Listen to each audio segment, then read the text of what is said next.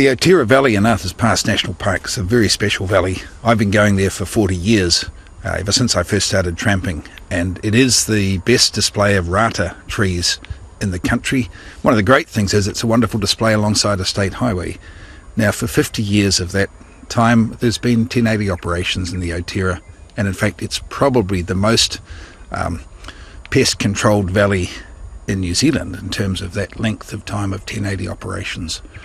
Everybody can go there and they can see that those rata trees, which are incredibly palatable by possums, are all in good condition. If you go 10 kilometres south of the Otira to the upper Arahura Valley, there's been no pest control as far as we can tell for 50 years.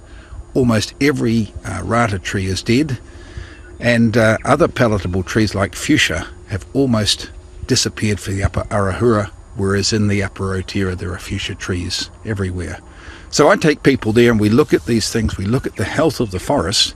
The other real positive, it's a wonderful place to go and see kea, pigeon, tui, bellbird, brown creeper, tomtit. So the whole suite of birds are there, and even predatory birds, falcon, moorpork, are common. One of the really exciting things in the Otira is we've got great spotted kiwi still breeding without human intervention other than the 1080 operations that take place every 3 years.